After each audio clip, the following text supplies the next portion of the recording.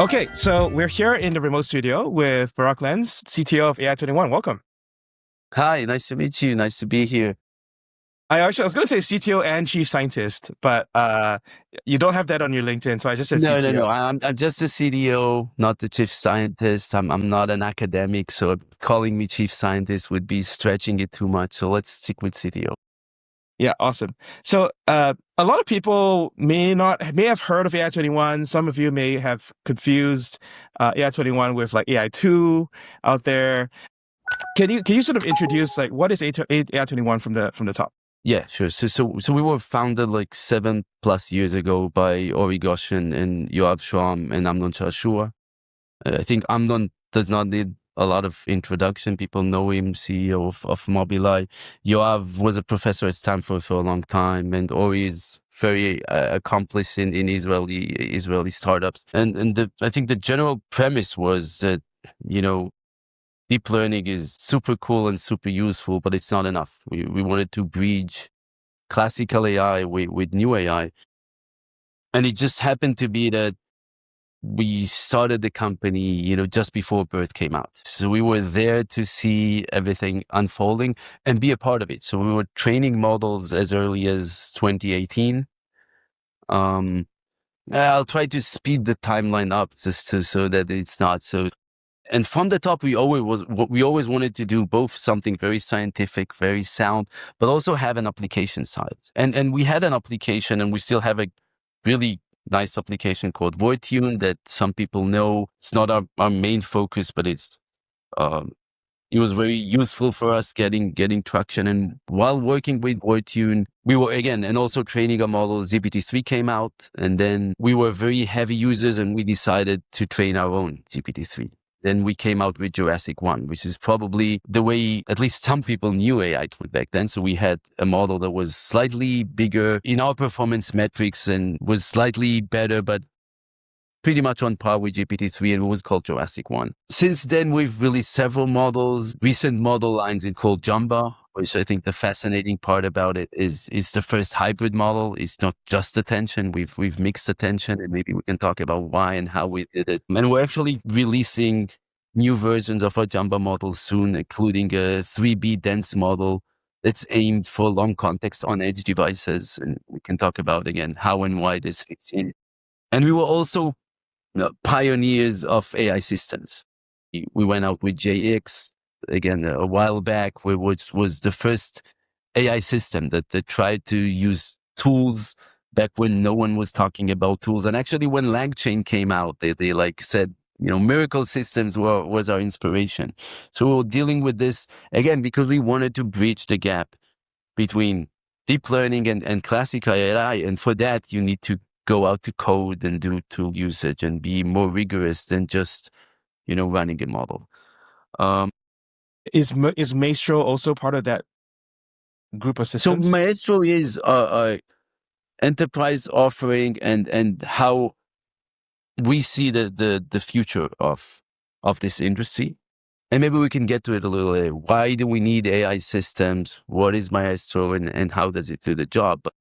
But again, this is just a bird eyes view. So we've been in it for like 8 years. We've been both training models, doing real first B2C applications, and now we're doing B2B applications with Maestro, which was our intention to begin with.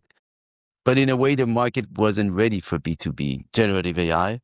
And I think just now it's starting to warm up to this. It's again, the adoption is still not what people would want it to be, but it's getting there. And I think with systems like Maestro, enterprises could really integrate models into their workflows. But it's still early days, I think. Yeah, awesome. So we'll get to the AI systems part, which I know you're very passionate about. I think we should definitely start with Jamba. That's where I started to say that, oh, okay, AI21 has something new in like the sort of post ChatGPT era that is like really frontier. The way when you came out with it last year, I said that basically it dethroned Mixtral. Because I remember a lot of people at the time Yeah. were very interested in like MOEs and like just like the sort of efficiency conversation. Like I think like researching hybrid LLMs is something that basically only TreeDAO and Albergu were kind of like looking into. Yeah. What's the story of you guys exploring hybrid LLMs? That's a great question. I'll tell you from my point of view. So we were working on a project that I'd call J3, the third version of our Jurassic models. Jurassic. And we knew it's going to be an MOE. And I think MOE, the main reason to do an MOE is that it's way more cost efficient in terms of training budget. And then for inference, we wanted to make it work. So we designed J to have a version that fits on a single GPU, a single AI100 or 80 gigabytes, and then a bigger version to fit in a single pod. So we had inference in mind to begin with. But then as we were doing the ablations, I came across the Mamba paper, and it actually was pointed out to me by several people. And I started reading it. And I already knew like the S4 versions, previous version, that they weren't up to par. And what I really, really liked about the paper is that unlike some other papers that in order to look good, compare themselves to baselines that are not the best baselines to compare to. Straight off the bat, compare themselves to latest attention architecture introduced by Llama that introduced a lot of corrections that cause things to work. Because before Llama, before all the layer norms, there were a lot of problems in getting models to train. So maybe in some other meeting, we can talk about what it took to get J1 to train before anyone was doing models, training a GPT-3 scale model. But the Llama architecture made it more approachable because they made a lot of the adjustment that they made the optimization work and the activations not explode. So the paper straight off the bat, compared to the best architecture out there and looked competitive and released custom kernels and code. So I was like, telling my engineers, let's just try it out and then see how it goes. And we compared it and we ran our entire like evaluation dashboard, which was already big back then. It's huge now, but it had tons of tasks. And what we saw is it's really competitive. In terms of perplexity, it was pretty much on par across the board. But there were a handful of tasks, few short tasks, in which it underperformed. And when trying to investigate why, we came to the conclusion that it's missing some attention, or at least potentially missing some attention. And when we started experimenting with hybrid models, meaning interleaving attention with Mamba, we just saw that the results were just better across the board. Perplexity was better, but also all of the deficiencies that we saw in pure Mamba, some task degrading, we did not see that degradation anymore. And then we kept on advancing head to head. In advancing, I mean, larger sizes and more training data. What we call the vanilla architecture, like a vanilla MOE, and what we call Jamba, or what is now called Jamba, but I actually called it Jamba to begin with, and it ended up sticking. And in all comparison, the Jamba was just better. And so we decided that we're going to try and train our models. And at that point, no Mamba model was scaled to the extent of the Maestros model that we released. Jamba Mini was the first that we released. It has 13 billion active models and around 52 total parameters. Mamba was not scaled above 3B at the time that we were training it.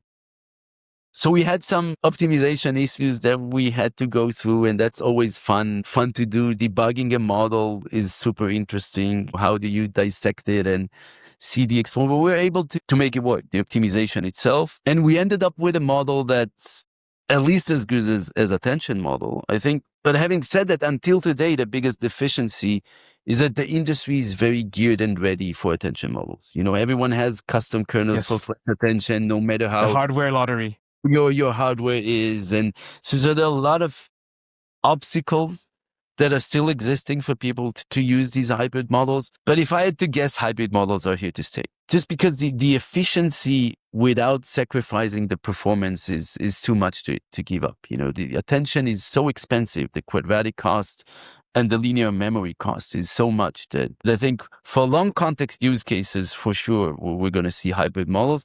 And I'm happy that we've seen hybrid models come out that are not AI21. So I think NVIDIA released hybrid models and other companies started following. And since then, also a lot of other companies figured out that they don't need the full attention, even if they're not doing hybrid architecture. So they have a cross between sliding window attention or... Yeah. Which I think Noam, I was going to bring up that Noam Shazier published basically the same ratio of 1:8. Yeah. Global versus local. I think in our ablations, we were trying different things, not just the ratio, but where should we put it? Is it the middle of the eighth? It is the start, the end. And actually the middle worked much better. Interestingly, it's not like we had time and resources to investigate everything, but putting it the first or the last performed worse than in the middle. And 1:8 was good enough. You might get very slight improvements with 1:6, but it was marginal, maybe within the standard deviation. And again, you pay for each transformer layer in your KV cache and quadratically whenever you want to do something in long context. So Mamba has a larger fixed cost, like until K, you're slightly worse. But when you want to do long context, and I think you want to do long context, certainly for agentic use cases, and RAG, enterprise RAG use case, and, personalization, memory, there are a lot of different use cases. So I can definitely see sequence length rising, and I can't see full attention models being as prominent as they are today. So at least they'll have less full attention layers, and I hope they'll have more innovations like Mamba. It's not like I'm saying like Jamba is the end of all things, but I think it's starting to become clear that you don't need full attention in more than 1:8. At least this is how it looks empirically. Again, I'm not talking about this from the theoretical standpoint. We're examining it only from a results basis. Yeah, so I like to do a little bit of visual aid. So I like to show people, if people want more information, they can go to the blog post where they talk about the rise of hybrid LLMs.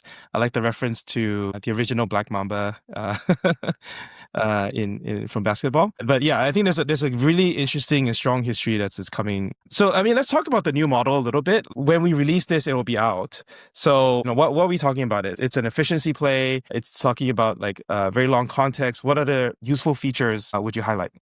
So I think the most useful features is that it can really fit long context into edge devices or very memory restricted environments. I think that's the biggest feature, because if you look, let's say, at artificial analysis mini models out there, none of them is hybrid. And just to clarify what that means, if you have a 3B model, I think something like 8 or 16K context length has the same amount of KV cache as a 3B model. So it gets the same memory requirement. So you can't actually, even if you can fit a model in your edge device, you can't really put a long context. And I think people look at long context as something that's very rare, but if you think about images as an example, even 4 images is already long context, because usually when you turn images into tokens, it's a few thousand tokens per image. So if you wanted to do something local on your phone to search your images, as an example, you can't do that without a hybrid architecture or without doing drastical changes, because the model plus KV cache won't fit.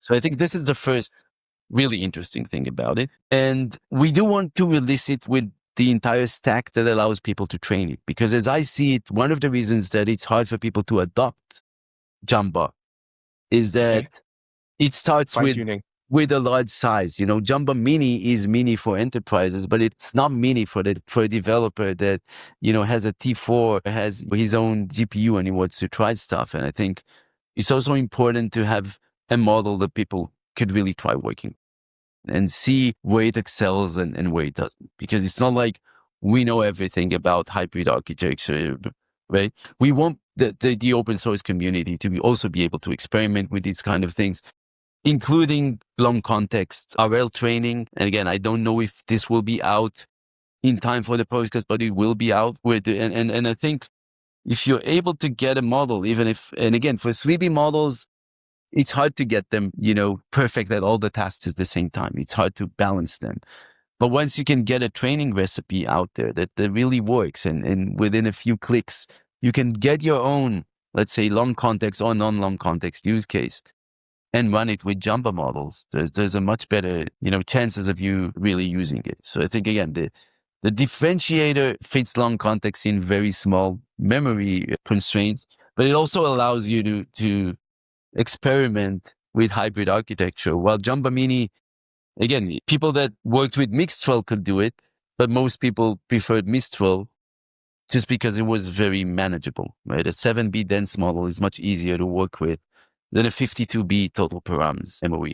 So this is a 3B dense with only 2 attention layers. It's 1 to 12 and not 1 to 8 because we wanted to maximize the efficiency. It has very few attention heads. So everything is geared to have, long context with very little memory. And the fact that you could fine tune it and do reinforcement learning on it means that you could get it to excel on your task, even if the model that we released is not perfect at it. Because again, 3B models, they need to be tailored for tasks. It's not like you could squeeze whatever you wanted into them.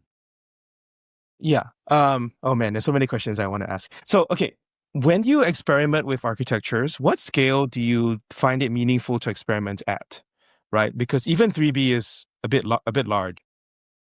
No, I think that's a great question, and it doesn't have a super short answer. I think most of my answers are usually not super short. So we try to experiment with the minimum size that we can. Obviously, not all tasks respond to these kind of models in the sense that let's just say tasks like MMLU Pro, which is like ABCD, you'll get random. So you won't really know what's working and not in too small sizes. So we did a lot of work in trying to find predictors that would scale to larger models. So that we'll be able to test things in smaller models and then get to the bigger model and make it work as well. But these tests are not perfect. You can't predict everything. So we do try to do everything as small as we can for the velocity to test a lot of things, data ablation, architecture ablations for a lot of things. And sometimes you need to develop evaluations that will respond even in smaller models. So you can't do the let's say few shot or 0 shot evaluations for everything. But if you're creative, you can find ways in which you'll see the response from smaller models. So just as an example, if my model didn't train on a certain sequence length and I test on it, I can expect the log prob to be like random. So even if I give my model a long sequence task, I may be able to tell the difference between a model that sees the entire context and responds in perplexities even before it is good at the task in 0 shot or few shot. Does it make sense to you? So, and sometimes you need to be creative with evaluations and find the right evaluations that with scale will size, but it's never going to be bulletproof. So it's not that I think you can craft the perfect, 1 trillion model architecture just by testing it on 100 million parameters, but you can gradually increase in size and then change your test. And this is usually how we do the architecture. So it's basically like a exponential step up, right? Like 100, 200, yeah, 400. you can look at it something like this. I would look at it. I would call it the other way. It's like a log space thing, right? So Log you only space. reach sizes in a log space, which is exactly like what you said with an exponent. But so you'd go from 100 million to 1 billion to let's say 7 billion, 60, I and see. then I see. the 1 trillion. Your scale is much bigger than I'm used to. Well, frontier models, the scale still matters. So I think we'll see now. Exactly, right?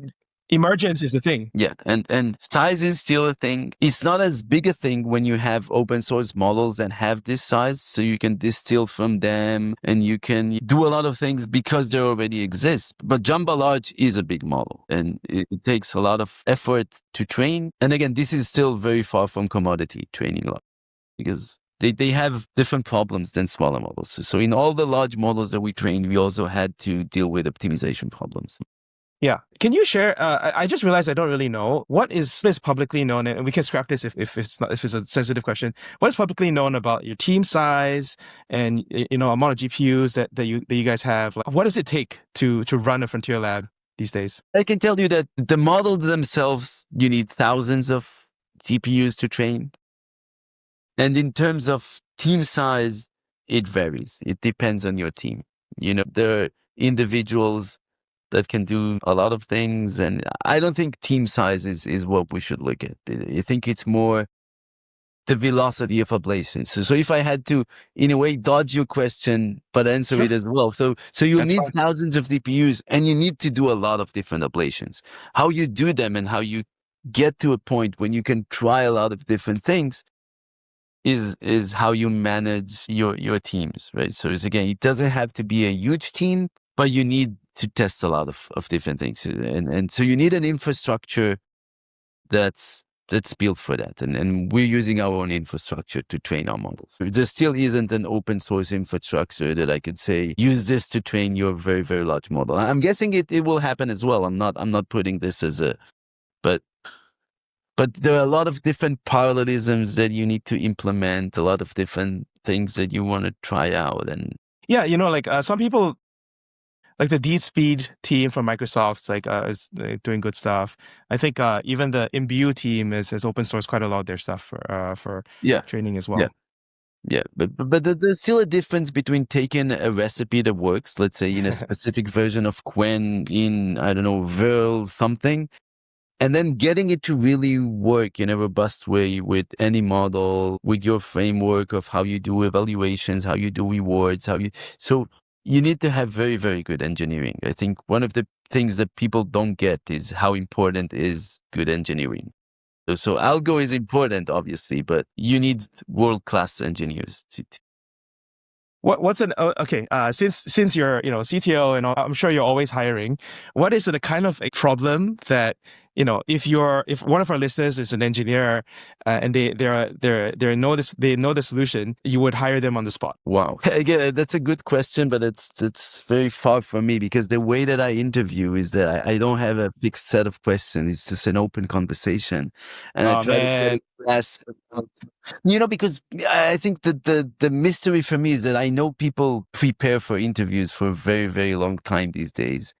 And I want to be yeah. able to ask them things that they couldn't prepare for. I want to know really who they are. And I'm looking for people that try to solve problems on their own. Because if you think you're going to find the answers online, I think you're not in the frontier. So I think this is the main characteristic. I want people that know how to work on their own, that are not afraid of very, very tough problems and have a can-do mentality that's like, I don't care if no one did Jamba before. Why couldn't we be the first ones to do it? Because if in everything you say, let's look at the references, let's look what other people did, and that usually works less well for me. But again, that's a personal preference. It's not like a company. Opinions are my own. Let's put it like this. I don't claim to be an expert. That is a valid opinion. The pushback I would say as a podcaster who interviews a lot of founders is you help yourself by mentioning like the first question, which gives you the sort of embedding neighborhood, right, or the first principle component, but you don't reveal all the rest, right? That actually comes in an interview, but you attract the right talent by having the strongest message about like what is the rough neighborhood of people that you're looking for, and here's everyone else that works with us. So like you like that is the recruiting message that I'd like to help people with. So I don't have it as crisp as you would like. Everything is a little longer for me, but I can say that one of the first things that I really want to know is how would you like to spend your day? Let's say I gave you an ideal day, day of your choice. How would it go? How much reading would you do? How much coding? How much would you work with other people? How much do you prefer advancing on your own? And I think this tells me a lot about, because you do want team players. Team players are super important, but it's also super important to have people that are not afraid to if they're stuck at something, push through until they're successful on their own. And again, the way you want to distribute your time in your ideal setting tells me a lot about who you are and what you really want to do, right? Yeah, yeah, totally. Is I that- mean, I think one last, sorry, one way yeah, everyone has the same 24 hours a day, and the time is the one resource you will never get more of, right? So right, right. So how it's the you most restricted. ideally spend it tells me a lot about what you want to do. Yeah. I think one way also tie it back to like the sort of technical discussion is like kind of your personal journey into AI. Like, you don't have a PhD in AI. Like you come from more of like a sort of CTO, startup CTO background, and like I guess what was the critical points for you in ramping up on just AI in general and sort of LLMs more specifically? I don't think I have a great answer for you, but I'll try. So before joining at I21, I was actually doing algo trading for something like 8 years.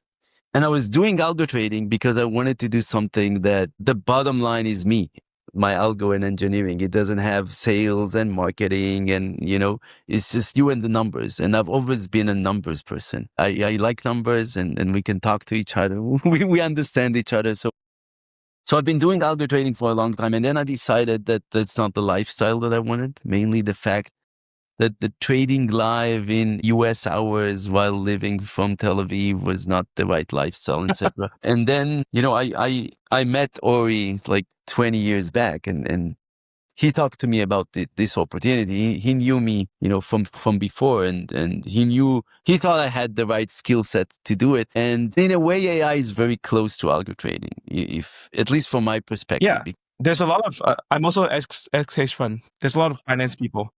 So it's very similar in terms of how you interpret results. You want to treat everything as a black box. You want to establish your bounds. What are you? And I've had tons of experience in algo trading, both from making money and not making money, and figuring out what my mistakes were, right? And how does something that really has a predictive power looks? And I think AI looks like this. So you asked me about ablations for a new foundation model.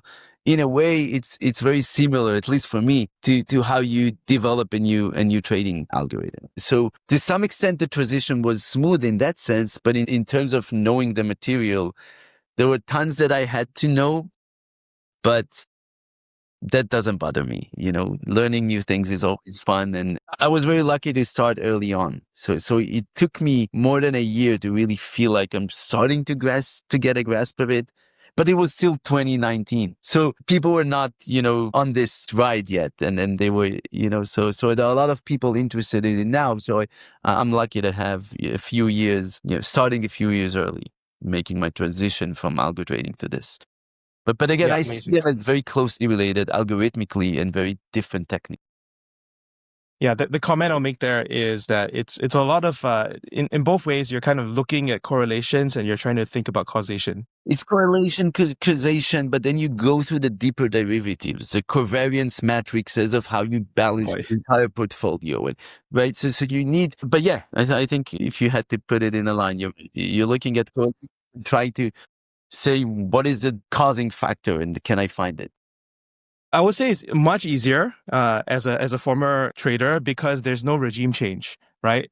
The data is the data, it's static. You're not looking for breaking points in the data and thinking about algorithms that could say, how can I predict, the Swiss government moving the Swiss currency by 20% overnight, which is obviously not predictable unless you had. Most annoying thing is you have a strategy that works, but then like it no longer works going forward. It's not because you made any mistake at all. It's just Right. the underlying rules changed and you had some secret beta in there that was like exposed to something else that you But didn't know that's the about. nature of every algo trading strategy, to lose alpha, have a theta on the alpha, let's put it like this. The alpha decays over time, like in options.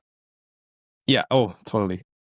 Okay. So not to get too financy, I was just want to bring it back to close on the idea of the AI systems. I think the way that you use it, I think we would say in the US, we will say harness for agents. But maybe there's a difference. But so what is your definition of AI systems? Why is it so important? Why are you so passionate about it? So I think this calling a model, in a way, I've still yet to have seen a model that gets a perfect score at anything, literally anything. So you can train a model for a long time, but it will still not be perfect. We sample with the temperature and we do a lot of different things, but a model is not a piece of code. A piece of code, you do A plus B, you'll always get the right answer. But whatever model you take, give it the right A and B, and you're not going to get the right answers. I think that's one reason to move to systems, because you want reliability, and models are not very reliable. I think by design, they're statistical beasts, and we sample them statistically, so they're not meant to be reliable. And you need AI systems, first of all, to get reliability.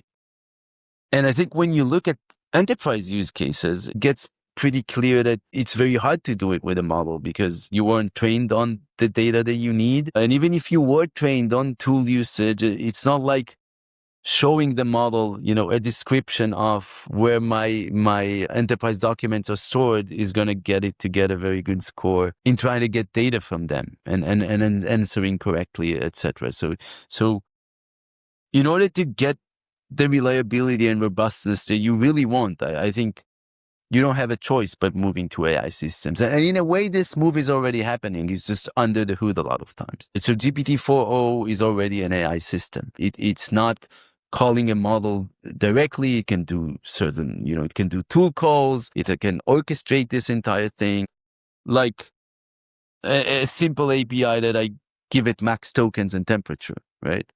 And I think the move there is necessary because, again, you need tools to compensate for the model. Even without the enterprise, you definitely need Python and web search to compensate.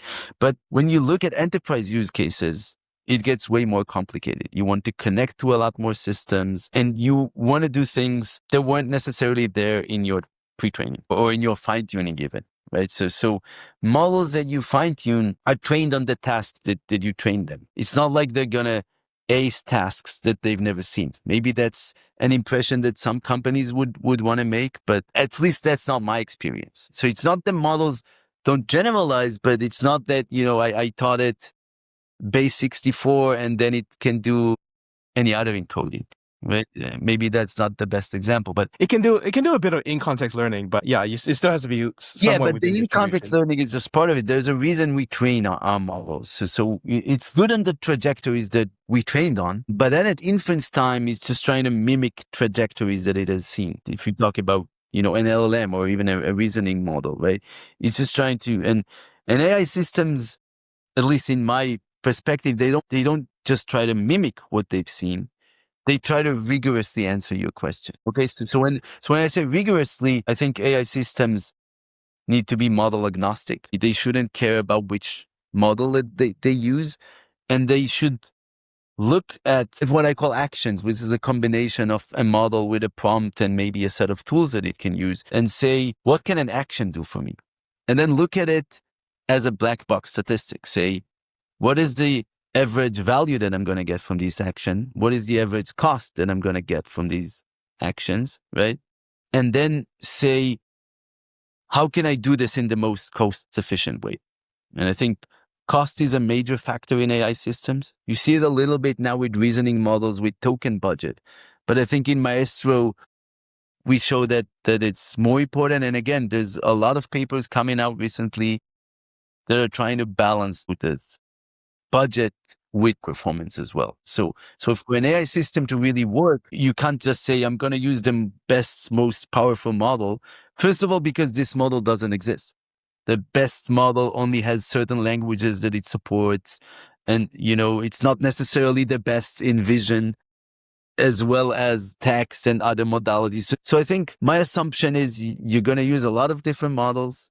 And you need to use a lot of different models. Some of them may be proprietary for a specific use case. Other can be general. And you want to be very cost effective at doing this. Otherwise, the latencies, which is most enterprises don't really want to use reasoning models. The latency is too high. But maybe for some use cases, you want to use them, but figuring out exactly why and how to use them is something that the system needs to train. The system needs to be able to learn when should it use different actions and what's the expected value that I can get.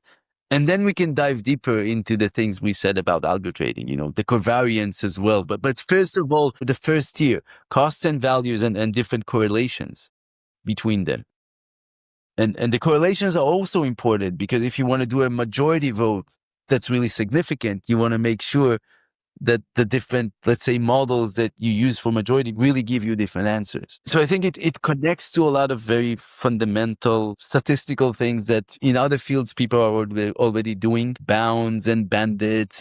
But I think these things, this is where it's going. This is where we as a company are also trying to take it as, and I guess other companies would try as well. So AI systems that are model agnostic, they don't suffer from the illness that we have today. I think mainly two illnesses, I would say. One of them, there's no continuous training. And in an AI system, you can pretty easily see how you can continually learn because you're not coupled to models, right? You're just estimating their values and costs.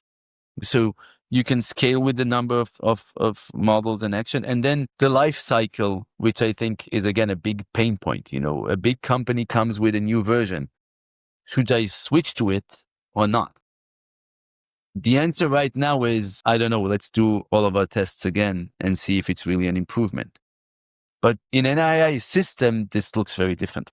But there's a blog post on planning actions, not predicting tokens, which I think is Right. a better elaboration of what you just said. Right. And we also I have think blog posts about Maestro, and Maestro is, I think it's super cool. And I think people can, maybe not today, but by the time the podcast comes out, they should probably be able to play with Maestro on their own. And Maestro is already an AI system, still early version, but it's already an AI system in the sense that you can give it requirements and it will try to optimize them while being model agnostic, doing internal planning and internal search space, and you can give it budget. But again, the budget won't be in tokens. The budget is actually in the total latency and cost that you will have. So we haven't had tons of times to talk about this, but it's not just thinking in actions, not tokens. There's also Maestro material out there, and at least enterprises should be able to try it out. I don't know how open it will be for anyone to try out, but model agnostic system that does things more explicitly, tries to enforce what you want it to. Yeah, I think the main challenge I have with with sort of the RL search space is that there's a lot of issues with calibration of models on how much they know that they don't know. Therefore, they need more information, right? I think that's like the core problem to solve, because I always describe this as basically like there's a fog of war, and sometimes you have to take an action to discover more information in order to take action. So then there's the implied value of information that you have to go and get before you actually can take any action at all. And I think like there's definitely a lot of like experimentation around this. Right now, people are biasing towards just greedily grab as much information as possible, but actually that's very expensive. Right. But I think the right approach is a bandit approach. And I'm not going to dive into exactly how you do this bandit approach, but I think bandits literally tackle this exact issue. What's your exploration? How do you get to estimate your values? Costs are pretty straightforward to estimate. And I think the right approach is a variant of a bandit approach. And again, brute forcing is not the way. And I think you can already see this in how companies are doing RL today. The RL is very brute forcing. The number of rollouts per example is fixed, and the data is not really changing while you train, although some of the data is already saturated and you just waste all of these rollouts. And once you've trained a few hundred steps of, let's say, GRP, most of your training is just wasted on examples that are either too hard for you and you didn't get any success on them, or too easy and everything was a success. You just use a group filter to get them out. So I see a direct connection between how you want to do these rollouts and what Maestro needs to do for you at inference time. Because the problem already exists when you want to do these rollouts. And right now, if your pockets are big enough, you can just brute force these rollouts and say like, R1, we're doing 64 rollouts for each input with like 20K max tokens on a huge model. But if you look at the price tag for that, this is not something that anyone can use to adapt to their enterprise use case. But if you are much smarter in those rollouts and much smarter and looked at cost as a principal component, not just an afterthought, things would look very, very differently. And I think people have different requirements. So cost is not just to save you money, but it's also to allow you to say, I want to spend more. I want to check every little detail in this. And the fact that some web page cited this and say this is true is not enough for me. I want you to keep on checking things because I want a higher certainty. So the controllability that you want a user to have is something that I don't see enough these days, right? Because it's like a one size fits all thing. While I may only ask a casual question when I want you to quote some answer from the internet, but sometimes You were talking about the black Mamba. Sometimes I'm going to ask you a question and for you to calculate the real data. How many, baskets did Kobe Bryant score in the last 3 minutes of away games? I don't think I'm going to find this, but this is calculatable in today's technology. It's just no one's doing this because you'll need to go over a lot of different games and do aggregation and do things that are not very natural for models, but are certainly within reach. And I don't want to do this for you whenever you ask a question, but I do think if you want to dig deeper, you should be able to. And this is part of what AI systems could bring you. And just one thing, I know I might sound all over the place, but just as an example, just if you look at the difference in behavior between Grok and let's say Claude and OpenAI's models, you could see why, in a way, an enterprise would want a system and give them their own policy. Right now, if you're using a model, you're taking in their own policy. Even if I want to use GPT OSS, I've taken in a lot of different policies about what to abstain from, what's considered dangerous and not dangerous, how I should behave, etc. And I don't think model makers are the right people to make these calls. I think we need to provide a technology that allows you to define your policies and enforce them, as well as Claude and OpenAI do it for their policies. But this is not something that, at least from the best of my knowledge, is something enterprises can do today without very heavy machinery. Because you don't just need GRPO, you also need judgments on the GRPO. And never mind, I won't go into all the technical details, but it takes a lot to really get a model to follow a policy, as well as being accurate on code and math and all the other stuff. Yeah, I'll totally buy that. Okay, so you've been really generous with your time. We're a little bit over time, but I think it's just very encouraging how you're viewing progress. I guess maybe the final question I'll leave you with is like if you were to have your personal hat on, where does AI21 go in like a year, 2 years? Like what's the overall direction that people should be listening out? Is it more enterprise focused, more on device? Like where's it going? More systems? There's one thing I learned in algo trading is that given predictions that are more than 2 days in the future has more standard deviation than. Oh my God.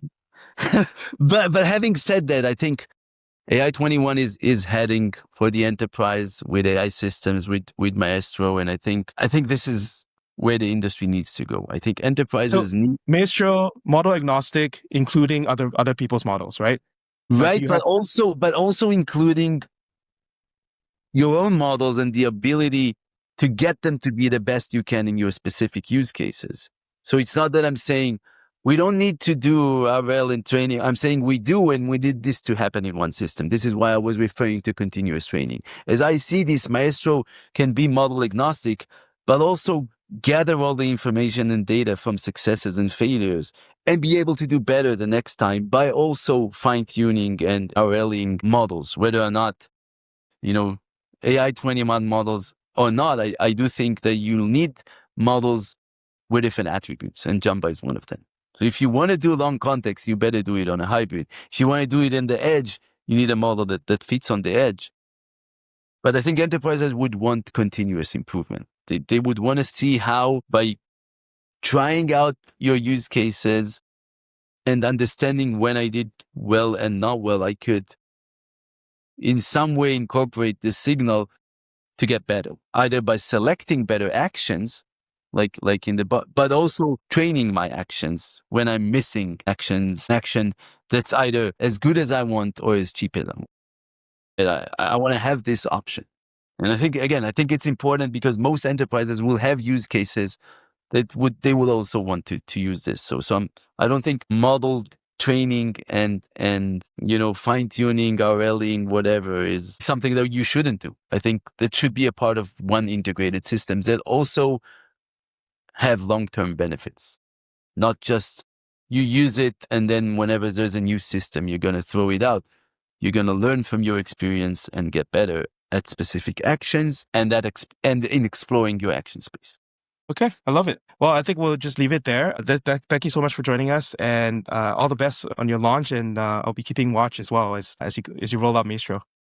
I want to try it. So Yeah. I think it's super cool, and I'm excited. Hopefully this podcast went well. I don't know how you see this. I know I've ranted on so many topics.